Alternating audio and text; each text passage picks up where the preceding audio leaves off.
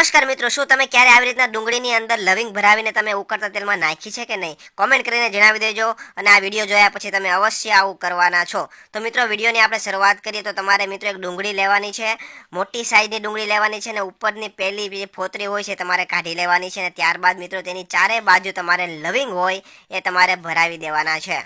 અને મિત્રો તમે જોઈ શકો છો રીતના ચારે બાજુ લવિંગ આપણે ભરાવી દીધા છે. અને ત્યારબાદ મિત્રો એક અલગ વાસણની અંદર તમારે તેલ ગરમ કરવા માટે મૂકવાનું છે. અને આ તેલ છે મિત્રો સરસવનું તેલ. આ તમારે સરસવનું તેલ લેવાનું છે. અને ગરમ એકદમ ઉકળી જાય ત્યારબાદ મિત્રો તેની અંદર તમારે જે આ ડુંગળી છે લવિંગ ભરાવેલી એ તમારે તેની અંદર નાખી દેવાની છે. અને વ્યવસ્થિત તેને ફ્રાય કરવા માટે મૂકી દેવાની છે. તમે માથે ગરમ ગરમ તેલ નાખીને પણ તેને ફ્રાય કરી શકો છો. હવે મિત્રો આપણે આગળ વધીએ વિડીયોની અંદર. તો ત્યારબાદ મિત્રો તેની અંદર તમારે થોડા સુકેલા જે આમળા હોય છે એ તમારે થોડા એની અંદર ઉમેરવાના છે. તમારે ગેસ છે ધીમો રાખવાનો છે. ધીમા તાપે તમારે આ બધું ફ્રાય કરતું જવાનું છે. જેટલી પણ વસ્તુ આપણે તેની અંદર નાખીએ એ બધી વસ્તુ તમારે ધીમે ધીમે ફ્રાય કરતી જવાની છે. હવે મિત્રો આ ડુંગળીની ઉપર આપણે સુકેલા આમળા નાખ્યા. ત્યારબાદ મિત્રો હવે લસણની કળીઓ 4 થી 5 તેની અંદર ઉમેરીશું. ત્યારબાદ તેને ફરીથી કડીક આપણે તળવા માટે મૂકી દઈશું. થોડો સમય જાય ત્યારબાદ તેની અંદર મિત્રો આપણે મેથીના દાણા આવે એ 1 ચમચી જેટલા ઉમેરવાના છે. અને ત્યારબાદ ફરીથી 2-5 મિનિટ રાખવાના છે તેને. અને ત્યારબાદ તેના ઉપર મિત્રો 1 ચમચી જેટલી કલોંજી ઉમેરવાની છે.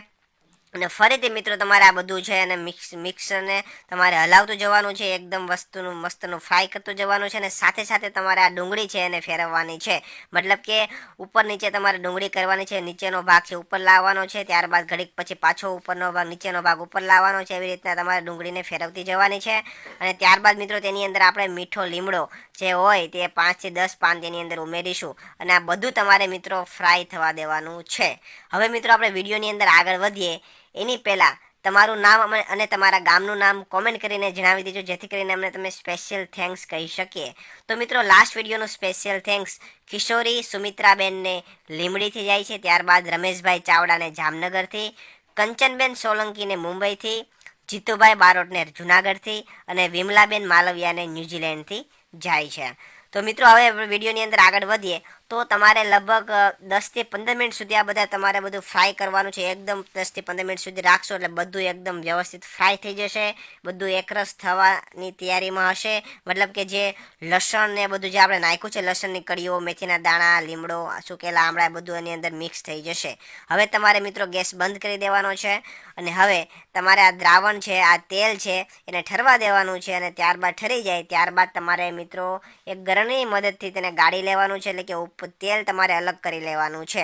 મિત્રો જે આ સરસવનું તેલ હતું જેની અંદર આપણે આ બધી વસ્તુ નાખેલી હતી, હવે આ બધી વસ્તુઓનો અર્ક છે આ બધો તેલની અંદર આવી ગયો છે. તો હવે મિત્રો આ જે તેલ છે એ જ આપણા માટે ખૂબ જ ઉપયોગી થવાનું છે. કેમ કે આ તેલનો ઉપયોગ મિત્રો હવે તમને જણાવી દઉં તો તમારે જો વાળની સમસ્યા હોય, તમારા વાળ ખરી જતા હોય, અથવા લાંબા ના થતા હોય, અથવા કાળા ન હોય, સફેદ હોય અને કાળા ના થતા હોય, અથવા બીજી કોઈ પણ વાળની સમસ્યા હોય, તો આ બધી જ સમસ્યાનું આ સોલ્યુશન છે. મિત્રો તમે આ તેલનો ઉપયોગ કરશો તમારા વાળમાં તો તમારા વાળ પણ ખરતા અટકી જશે, તમારા વાળ લાંબા થશે, તમારા વાળ કાળા થશે. બીજી કોઈ વાળની સમસ્યા હોય તો એ પણ દૂર થવાની છે.